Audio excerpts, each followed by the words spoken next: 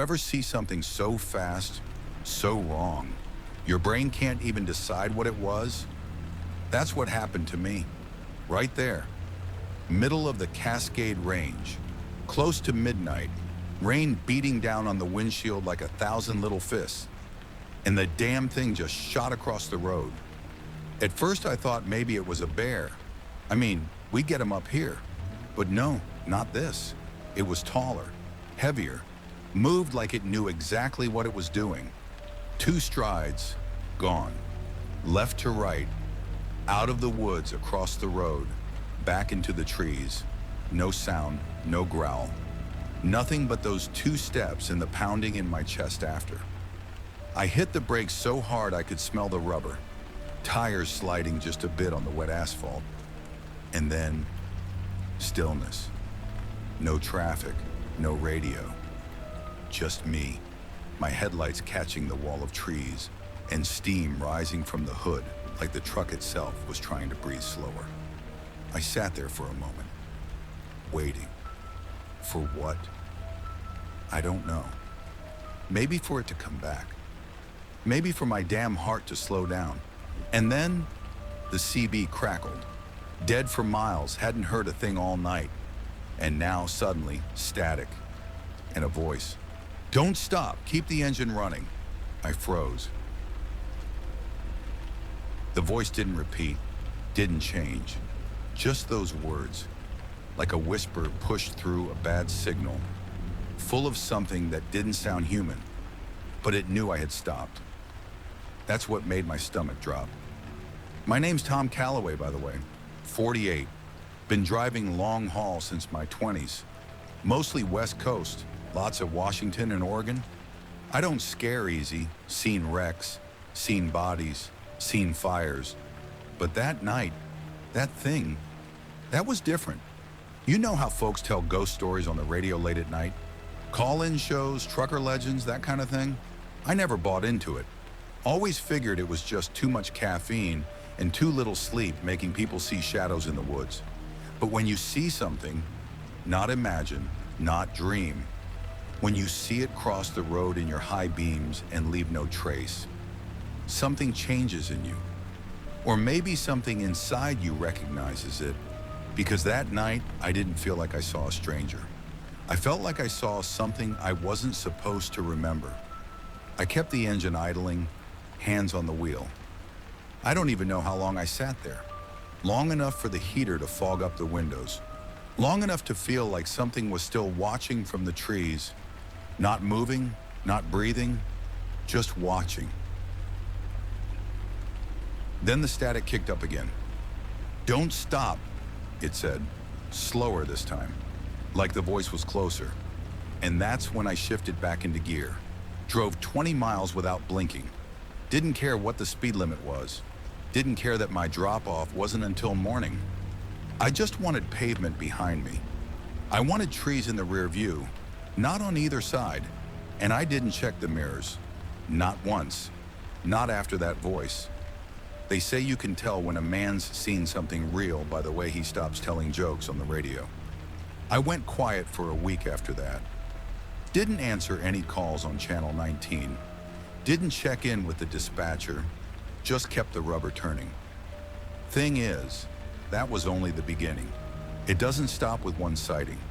That road, that stretch near the 77th mile, it's not just forest, it's a gate.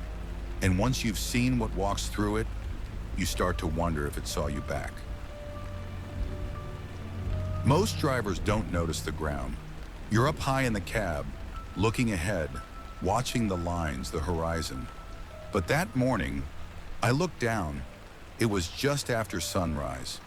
The sky still had that early gray cast, like the world hadn't fully woken up yet. Everything was damp. The road, the mirrors, my hands on the wheel.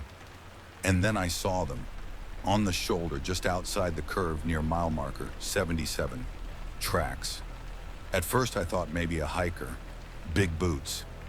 But no, these weren't boot prints. They were bare, long, wide, maybe 16 inches, maybe more.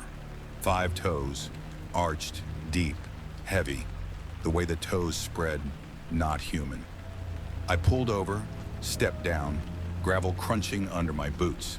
The air was thick, like the storm the night before hadn't fully passed. And there they were, clear as day, a trail of massive wet footprints, crossing from the woods, over the shoulder, and disappearing on the other side of the highway. I didn't want to believe it, but part of me knew. This wasn't a prank. It wasn't some barefoot hunter. These were fresh.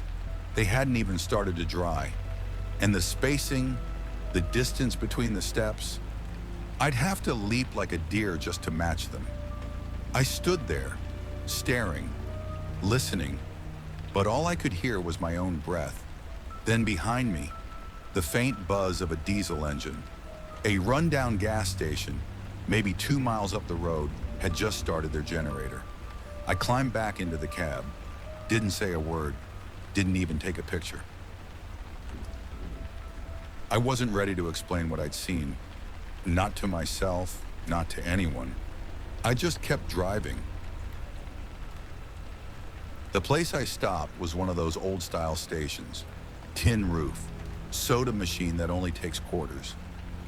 Dusty windows and a door that creaks like it's remembering better days. There was a guy behind the counter, maybe 70, maybe more. Big gray beard, faded flannel, hat that probably hadn't left his head in years. He looked up from a newspaper, not the kind you'd find in a city, the old black and white kind with more obituaries than headlines. "You come in from south of the ridge?" he asked. I nodded. "Took 20 east, past 77 around 4 a.m. He folded the paper, real slow. "Seen anything strange?" I hesitated, thought about lying, then just shook my head. Deer, rain, long night. He squinted at me. That kind of look people give when they already know you're full of it. "You're the second truck through here in 2 days," he said. "First one was a kid, early 30s, had a dog with him, stopped for fuel, asked about the hills, said he saw something big." He didn't say it like a joke. I waited. He didn't check out, never finished his route. Dispatcher logged him as missing 2 nights ago. They found his truck about 12 miles from where you just came through. Empty. I didn't move. Didn't blink. Then the old man pointed to a wall behind the counter, lined with faded photos of trucks, some old Polaroids, some printed from early cell phones. There were candles beneath a few. "People disappear in these woods," he said. "Not often, but when they do, it's never simple." I looked again at those faces, and suddenly, I wasn't just another driver passing through. Something had marked me. Something had seen me. And worse, maybe I'd seen it back. I topped off the tank, didn't say much more. But as I walked back to the rig, I glanced at the forest again. And I swear I saw a shape shift in the shadows, like someone big was pulling back behind the trees, just enough to vanish when I looked straight at it.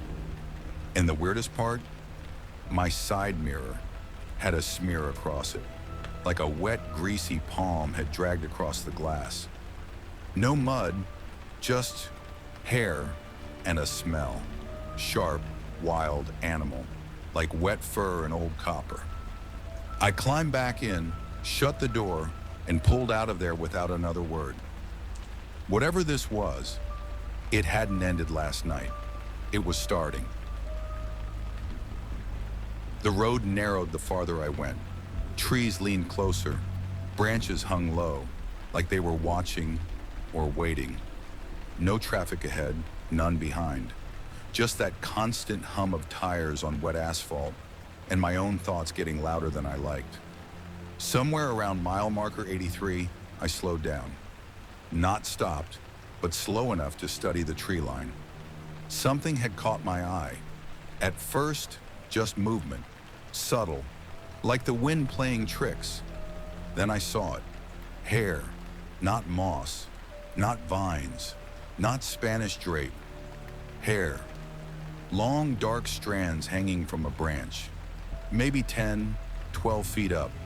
Caught in the bark like something tall had brushed past or ducked under too late. It looked rough, coarse. Some of it still damp from the rain, twisted together like ropes, and too high to be from any normal animal. I kept driving, slow. Now every tree looked suspicious. Every sway of a branch felt personal. I started noticing more. Not just one, but several clumps caught high in the canopy. Some even had what looked like skin tangled in them, pale, almost gray. I didn't stop, but I grabbed my phone, snapped a few shots through the windshield. Shaky and fogged, but clear enough to show what I saw. Sent them to Marshall, a driver buddy who used to be with Wildlife Patrol up near Idaho. Message came back 2 minutes later. That ain't elk. That's not any fur I've ever seen. Where are you? I didn't answer. I didn't want to say, because right about then, I saw something else.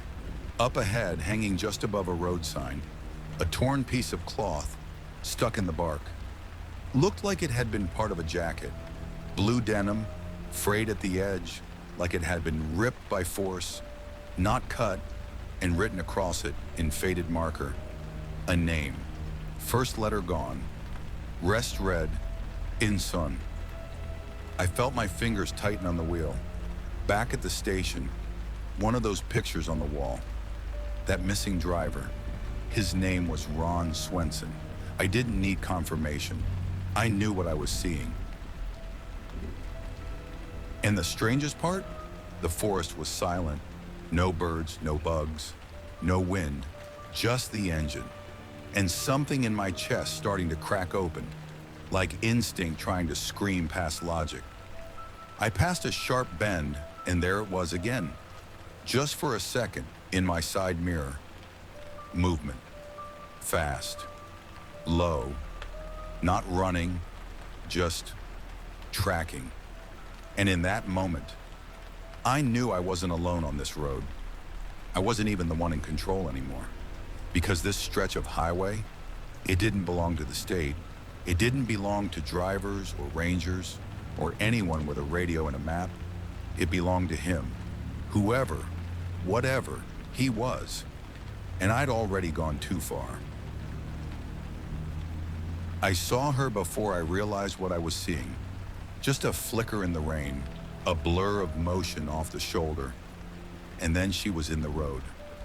I hit the brakes hard. Tires screamed, cab jolted, coffee went flying. The trailer rocked behind me, swaying like it might tip. But we didn't crash. We just stopped. Dead stop. And she stood there in the beams, soaked to the bone. No coat, mud from her knees down, scratches on her face, fresh and red. She looked like she'd been running for hours, maybe all night.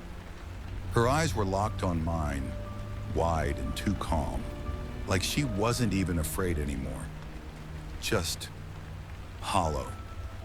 I threw it into park and opened the door. "You all right?" I called out. She didn't answer, just started walking. Not fast, but straight toward me. I climbed down, boots splashing into the puddles on the roadside. "Hey, hold on. You need help. You hurt?" That's when she finally spoke. Quiet, like someone waking up inside a nightmare. "He's still out there." "Who?"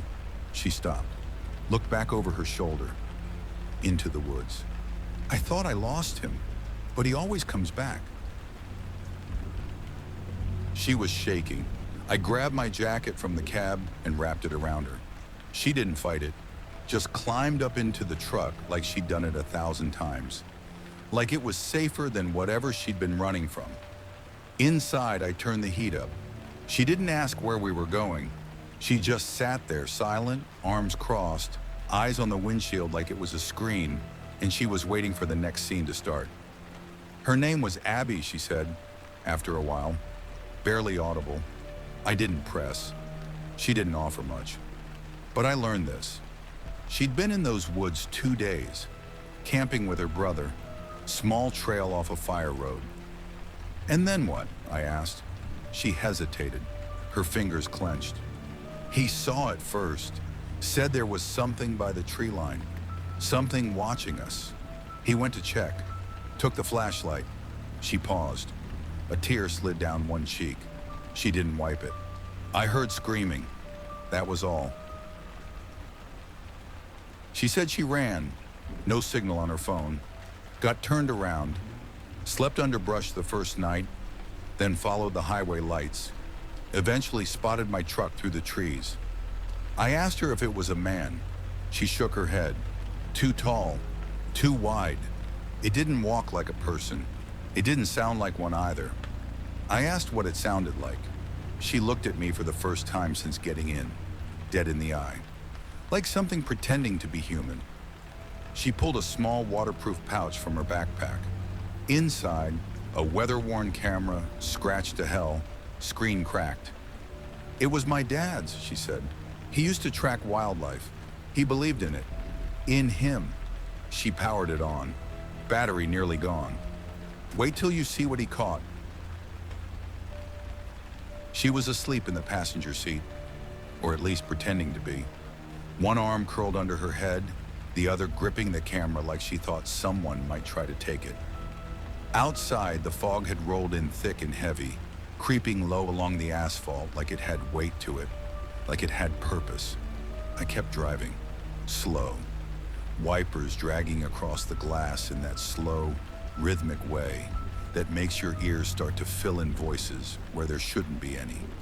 Trees on both sides now. Tall, ancient things that leaned in too far, like they were listening. Then I saw it. No buildup, no sound. Just there. Standing in the middle of the road, right in my lane, was a figure. Tall, still. Not a deer, not a man. Not something with a reason to be there. Just legs, torso, shoulders that stretched wider than any human I've ever seen. Arms too long. The fog clung to it, like it didn't want to let go. I hit the brakes, not hard, just enough to slow the rig, to keep control. The lights caught it for a fraction of a second, and then it was gone. Just vanished, like fog swallowing fog. Abby, I said. She sat up before I finished. You saw it, she said, not asking. I nodded. She looked out the window, face pale. He's close now. I pulled off onto a shoulder, didn't care that it wasn't a real turnout. Killed the engine, let the silence stretch. Opened the window halfway. The air that came in was cold and rank, like wet fur, rotting leaves, and something sour underneath. From somewhere behind us, a sound, a step, not fast, not heavy, but intentional. Like someone knew exactly where they were walking. One step, then two, then nothing.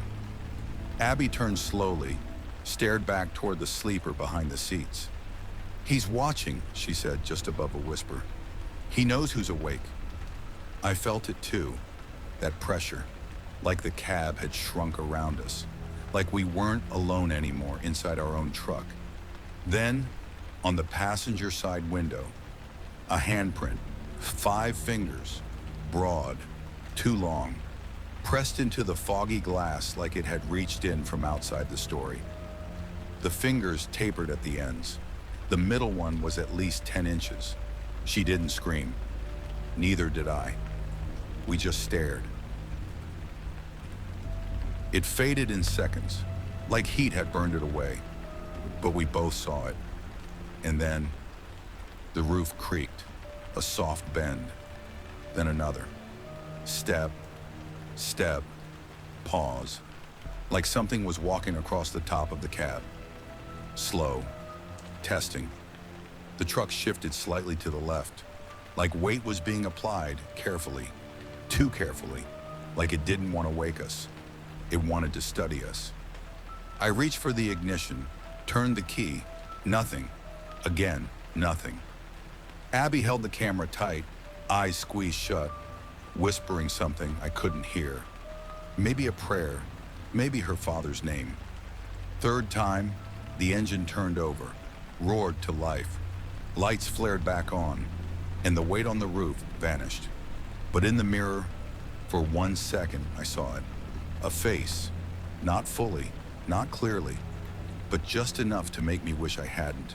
It was watching me, not with hunger, not with rage, with recognition, like it had seen me before and knew I'd come back. The rain stopped sometime before dawn, but the air stayed thick, heavy with something that didn't feel like weather. More like a weight pressing down from the trees, from the clouds, from everything we couldn't see but knew was there. Abby hadn't slept. Not really. She dozed for maybe 20 minutes at a time, then jolted awake like her body didn't trust rest. I understood. My whole chest felt like a fist. Tight, braced, waiting for the next thing. We pulled off onto a wide gravel patch by an old ranger checkpoint. Long abandoned. Cabin was boarded up. Roof sagged. One of those forgotten waypoints you only notice when you're trying to hide. I needed to check the rig, just to do something that made sense. Something normal. So I stepped out into the cold morning air. It smelled like pine and damp rust. And something else. The back of the trailer had scratches, not the kind from branches. These were long, carved deep, almost intentional. Parallel lines curved like a claw, each one about the width of a man's finger. Only longer. Too long. But that wasn't the worst part. Just below the handle, where I usually grab to swing the door open, was a mark, like someone had taken a blade and etched a symbol into the metal. It wasn't random, it wasn't graffiti, it looked like a handprint with no thumb, just 4 long fingers, curved inward, and something like an eye in the center of the palm. I didn't touch it. Not because I was scared of what it meant, because I was scared I'd recognize it if I did. I walked around the cab. Something shiny caught my eye. Near the driver's door. Hair. Wedged in the rubber seal of the doorframe. A thick black strand, almost coarse like a horse's tail, but heavier. Roots still attached. I went cold. It hadn't just watched us, it had touched the truck.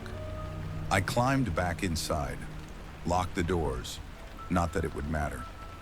Abby sat forward, saw my face. "What did you find?" I didn't answer. Instead, I reached for the glove compartment, pulled out a flashlight, my old one. Metal, dented, but reliable. I flicked it on, and that's when I noticed it. My hand. There was a scratch. Right across the back of my right hand. Thin, diagonal, barely bleeding. It hadn't been there the day before. "Did you cut yourself?" Abby asked. I stared at it, quiet. "I don't remember." "Where were you when it happened?"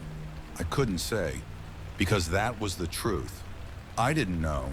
There'd been no pain, no moment, just a mark appearing like it was always there.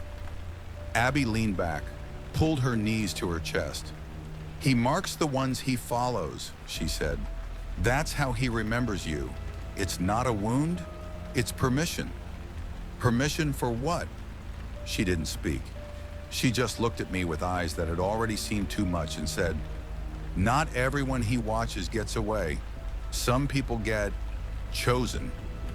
That word hung in the cab like smoke. Chosen. I didn't know what that meant. Not yet. But I knew this. We weren't just being hunted. We were being invited. We drove for hours without speaking. Not out of fear, not exactly, but because words felt too small. There are things the mouth just isn't built to say. Things the mind protects itself from by pretending they don't exist. Until they're sitting in your passenger seat, holding a cracked camera like it's the only proof they haven't lost their grip on reality. The road bent west. Pines grew thicker, older.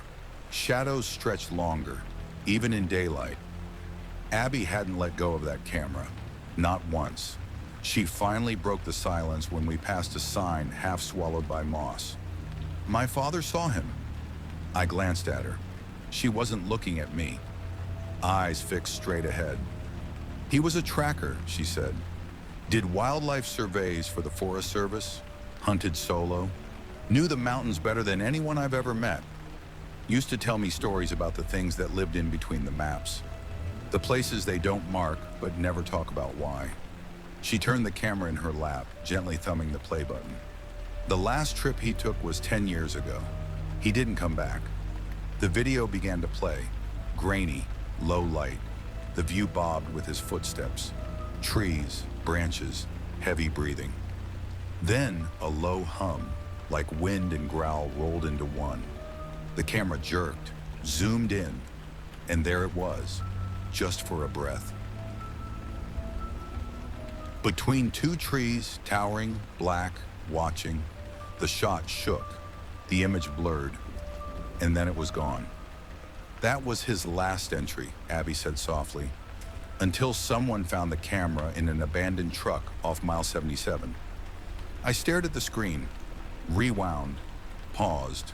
The figure was there, unmistakable, not clear, not close, but wrong in all the ways that matter. Too tall, too still, eyes that caught light but gave none back. He knew, she said. He knew he wasn't coming back. There's a recording on the camera. Just his voice. He must have made it in the cab. She tapped a few buttons. The next clip started. Her father's voice filled the cab. Calm, tired, resigned. If you're hearing this, you saw him too. You stopped. You listened. He knows that now. A pause. Some people pass through untouched. They keep their eyes down, their minds closed. But if you look too long, he sees you. And when he sees you, he remembers. Static crackled. Then the voice returned, softer. They say he's a relic, an animal, but they're wrong. He's a mirror. He finds the ones already lost, and he gives them a place to stay. The clip ended. A place to stay. Those words hit something deep in my gut. Not fear, something heavier. Like I understood, but didn't want to. Maybe that's what this really was. Not a monster, not a curse, but an answer to a question most people don't admit they're asking. Abby whispered, "He chooses people who don't want to go home." The engine hummed. The trees leaned closer, and I realized, maybe this thing didn't stalk at random. Maybe it knew who to follow. The ones who stayed too long on the road, the ones who kept coming back to the same routes, the same empty stops, the same silences, the ones like me. It was Abby who saw it first. "There," she said, voice low. "Pull over." At first I didn't see it, just another bend in the road. Same trees, same fog. But then the shape came into view. A truck, parked at an angle in a wide gravel turnout, half covered in pine needles and forest dust. A sleeper cab just like mine. Same model, same make. Same faded red stripe along the trailer. I let the engine idle and climbed out, boots crunching softly on gravel. The air was dead still. No birds, no wind. Just that hollow kind of silence that makes your skin prickle. The side mirror was cracked, one of the doors slightly open. The interior light was on, flickering like it hadn't made up its mind whether to die or not. I walked closer. The license plate was Oregon, same region I was based in. But that wasn't what stopped me. On the door, faint beneath a layer of dust and grime, was a name stenciled in black. T. Calloway. I froze. "No," I whispered. Abby stepped up beside me. "Is this..." I didn't answer. I just opened the door. The cab smelled like mildew, copper, and something else I couldn't place, like damp fur and old breath. Dust floated in the beam of my flashlight, and on the seat, slumped sideways, long gone, was a man. He was me. Not just similar, not just a type. This body had my face. Same jawline, same scar above the eyebrow, same denim shirt I wore under my jacket, hair longer, beard thicker. But it was me. Rotten, twisted, folded in on itself, but me. Abby backed away. What is this? What the hell is this? On the dashboard lay an old, crumpled photo. I picked it up with shaking fingers. Me again, with a woman beside me, smiling, her face blurred from time or weather. I recognized the shape of her, my wife, only this version of me was still smiling. I reached for the glove box, afraid of what else I might find. Inside was a worn map, same route I was taking. Notes in my own handwriting, circles around the same stops, same mileage, and scratched into the inside of the door panel, barely visible, were 4 words. I followed, he stayed. Abby stood outside, staring at the forest. Her voice cracked. He makes copies. No, I said, though I didn't believe it. Then what is this? She asked. You're here, but so is he, and one of you isn't going back. My hands were shaking. In the side mirror of the other truck, I caught a glimpse of something behind me, a tall shape, standing just inside the trees, still, watching. I turned, nothing. But on the glass of the passenger window, one long drag mark, like a claw had scraped the surface, slowly. And just above the body's right wrist, 4 thin cuts, the same shape Abby had described, the mark. This wasn't just about being watched, it was about being rewritten. We didn't speak for a long time after that. I got back behind the wheel, started the engine, and drove. Not because I had a plan, not because I knew where the hell we were headed. I just had to move. I couldn't sit still, not after seeing that. Abby didn't ask any questions. She sat curled up in the passenger seat, staring out the window with eyes that looked like they'd finally caught up to everything she'd been trying to hold back. Miles passed. Pines thickened. The road narrowed again, this time turning to old gravel. No longer part of any official route. No signs, no cell bars, just a corridor of trees and sky. I can't do this anymore, Abby said suddenly. I looked over. We're almost through it. She shook her head. No, we're not. We're not going through anything. We're circling. He's keeping us here. She grabbed the camera again. Her hands trembled, but her voice was steady. He's choosing. I can feel it. Choosing one of us. Stop it, I said, sharper than I meant. She turned toward me, not angry, just resigned. You saw yourself dead in that cab, Tom Calloway. How do you come back from that? I didn't answer. She reached for the door handle. What are you doing? I need to see him. No. I think he wants me to. No. She opened the door. We were still rolling slow, 10, maybe 15 miles an hour. She stepped out into the gravel before I could grab her. Landed hard, stumbled, kept moving toward the tree line. Abby! I slammed the brakes, flung open the door, and ran after her. The trees swallowed her like they'd been waiting. I followed the sound, her breath, her footfalls, snapping twigs, until even those started to vanish. Then came the silence, a different kind, thick, like the forest itself was holding its breath. And then I saw her. She stood in a small clearing, motionless, not facing me, facing something else. I couldn't see it, not fully, but I felt it. Something huge just beyond the tree line, hidden in the fog, breathing, low and slow. A sound you don't hear with your ears but feel in your ribs. She whispered, "He's not angry. Abby, come back. He's remembering. Come back now." She turned, eyes wide, tears on her cheeks. "You don't understand. I felt like this my whole life, like I was always waiting for something to take me away."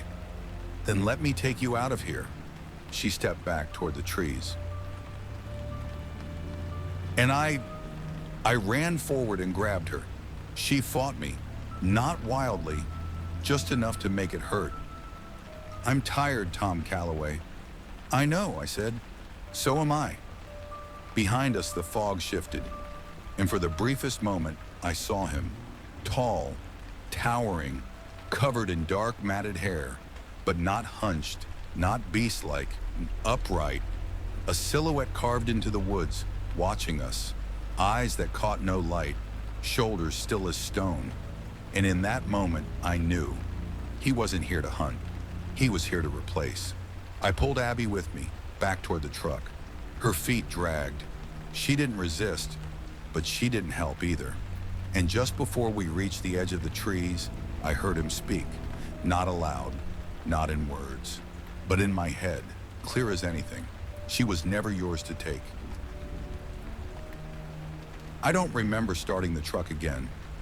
1 minute, we were stumbling out of the woods, breath fogging in the air. The next, we were back on the road, gravel spitting under the tires, headlights cutting through fog like knives through old cotton.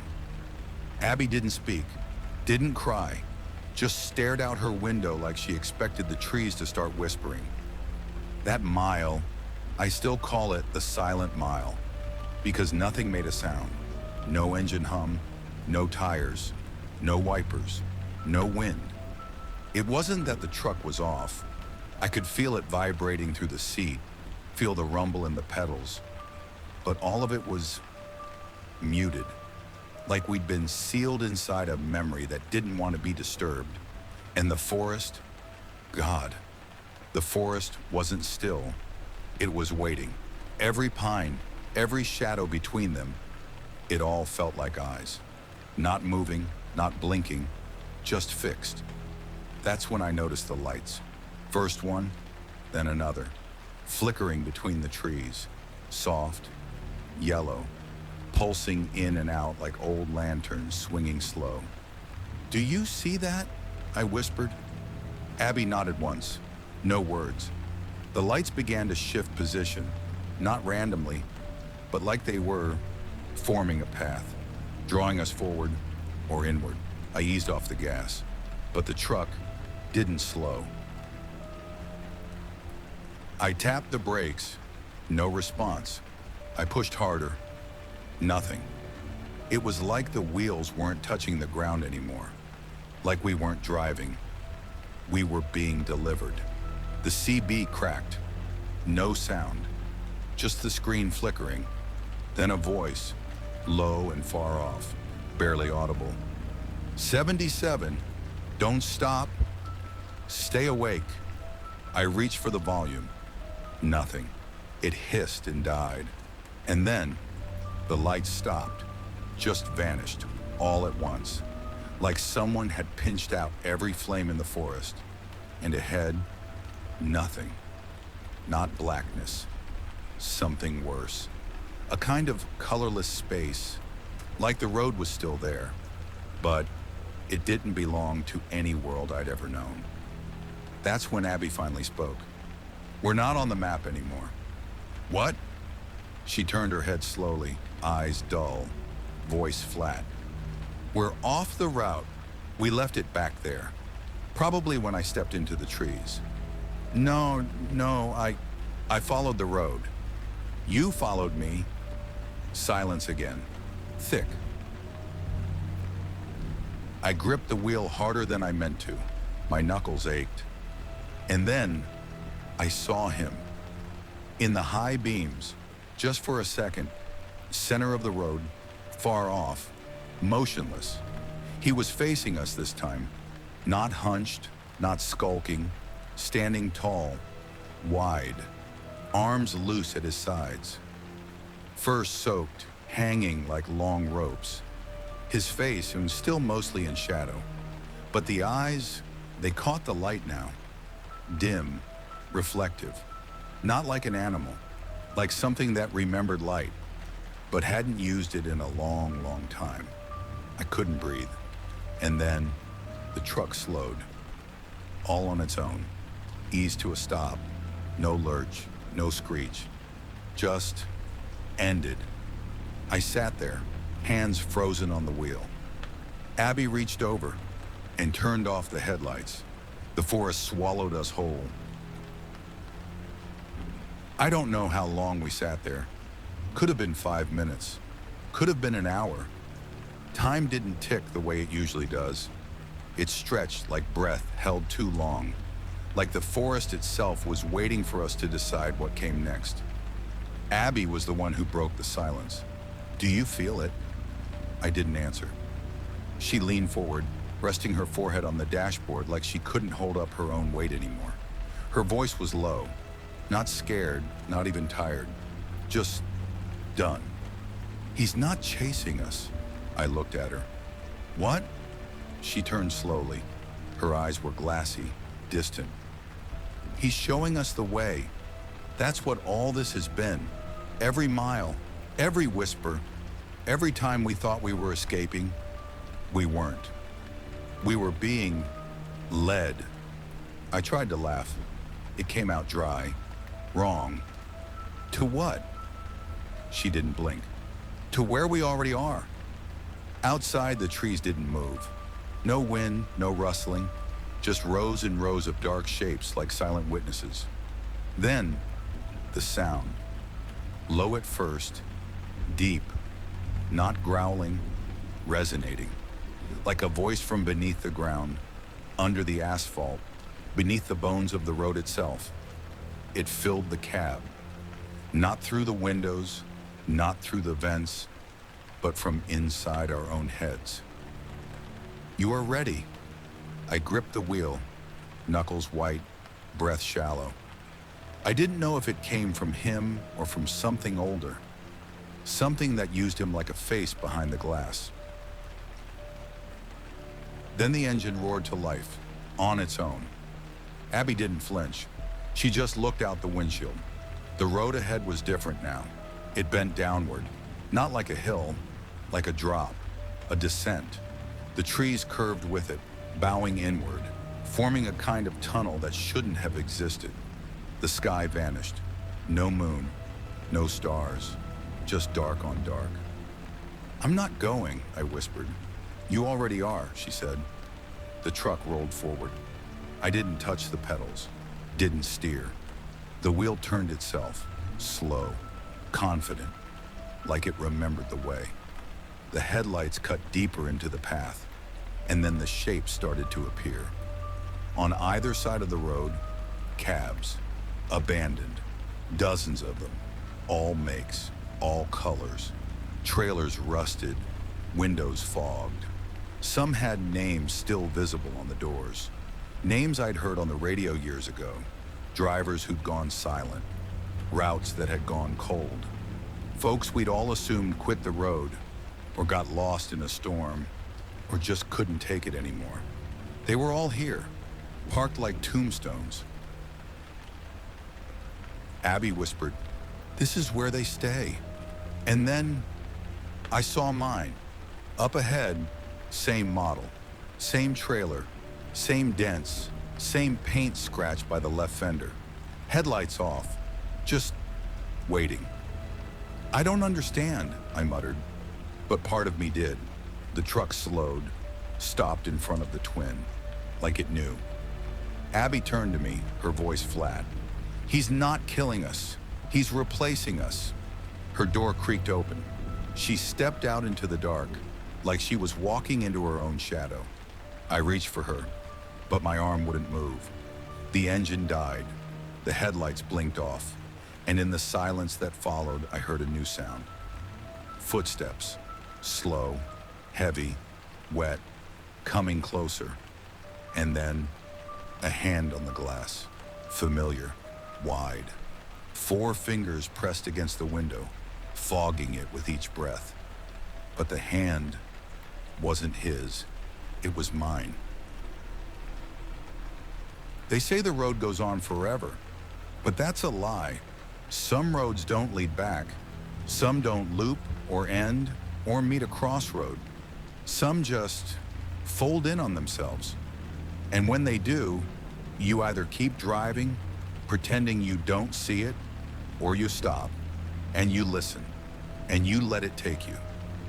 I woke up alone, cab empty, lights off, air thick with that same coppery fog, the kind that gets into your lungs and stays. No sound, no Abby, no CB chatter. Just the truck and the shape of a road that wasn't on any map I knew. But I wasn't scared. Not anymore. Fear's for the living. I'd crossed something the night before, a line in the dark, and now I was just part of it. I stepped outside. Gravel crunched under my boots. The forest around me was still, but not lifeless. There was a presence now, not watching, not stalking, holding, like the trees themselves remembered every mile driven, every whispered name on the radio, every driver who passed this way and never called home again. I looked to my left. There they were, the others, not ghosts, not creatures, just men, women, drivers like me, standing silently between the rigs, not in pain, not lost, just changed, eyes dim, faces calm. They didn't wave, didn't speak. They weren't waiting for rescue. They were part of the route now. I understood. The road keeps what it needs, and sometimes it needs someone to carry the silence. I walked between the trucks, saw names I knew. Rodrigo Mendez, L. Collins, Big Pete, drivers I'd met over coffee, over busted CB channels, over shared warnings we never really believed. They were here, and I was too. That's when I saw him again.